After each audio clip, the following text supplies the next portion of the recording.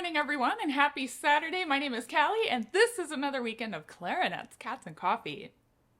In today's video, I am going to take you on a journey through one of the big solos for clarinet in Polovtsian dances. It's a lot of fun, it's very exposed, and can be a little bit scary when you're going into it for the first time. So these tips will help you master it. But first, I have some news to share with you guys. First of all, thank you to everybody for your support of my new website, callieclarinet.com. As part of that, I have started Callie's Clarinet Academy, which is a space for adults to learn about clarinet and improve their musicianship. So I intend to offer a wide variety of online courses through this academy over the next few years. However, I've launched my very first online course. It's the Clarinet Fingerspeed Mini Course Level 1. This course will have everything you need to speed up your finger technique.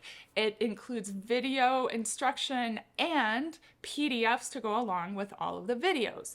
A bonus of all of my mini courses is the eligibility to sign up for one of my master classes. So the next one is going to be held at the end of October, October 31st at 5 p.m. Central Daylight Time. So I hope you guys will consider checking out this mini course and hopping on board with the masterclass at the end of the month. Okay, so we're going to jump right in here to these tips for the Polovtsian dances. Tip number 1. You all know this. Start slow when you're working on this. I cannot stress this enough.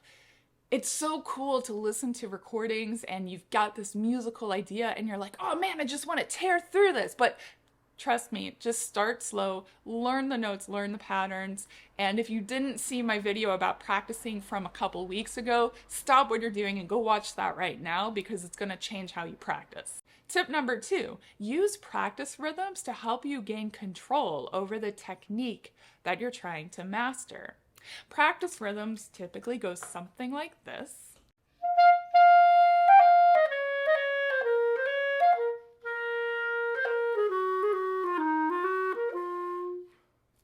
Did you notice what I did? I intentionally played the wrong rhythm. I alternated long, short, long, short, long, short, long. And I would maybe do that several times and then flip it.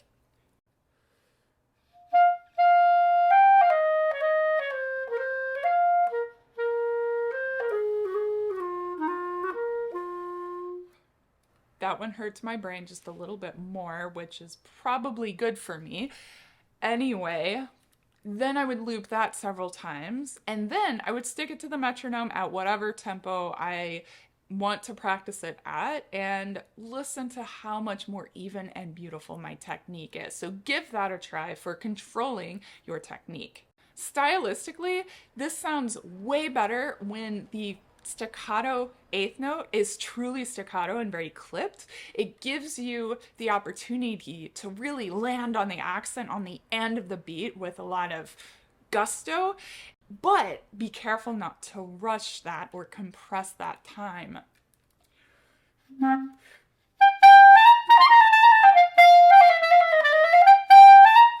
Like that. So you get this like going through it. Tip number 4.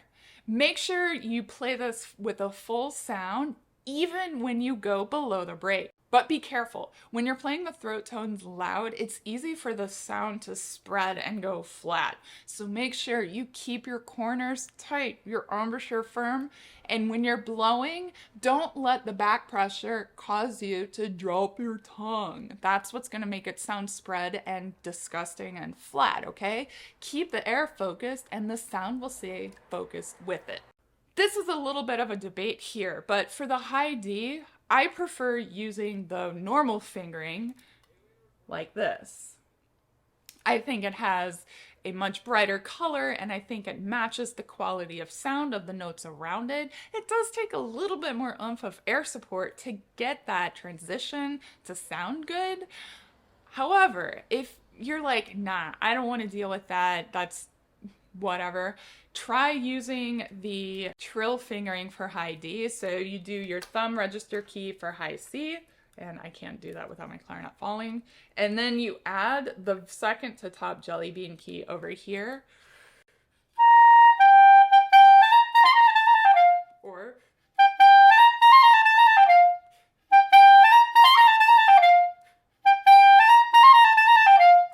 so it's not as forceful and it's not as bright, but it still is in tune and it sounds pretty good. So it's really up to you what you prefer to use. The last tip of the day for this is, once you know this piece, it's so easy to rush. I just played this a couple months ago with my orchestra, and in preparation for this, I had to, bring this back from working on this many years ago and for different things, and I realized when I was preparing this that I was really in the habit of rushing all these 16th notes around. So be careful, hold it steady. Part of the charm, even though it's the whopping probably 152 to the quarter note, it still needs to be controlled, and it's a dance, right? And so we don't want our dancers to just kind of fall over themselves, okay? So hold it steady at 152 once you get there, and don't rush. Thank you all so much for watching. I hope you have a wonderful weekend, a good week next week. Don't forget to check out my website and this new finger speed mini course that I'm offering. And as always, happy practicing.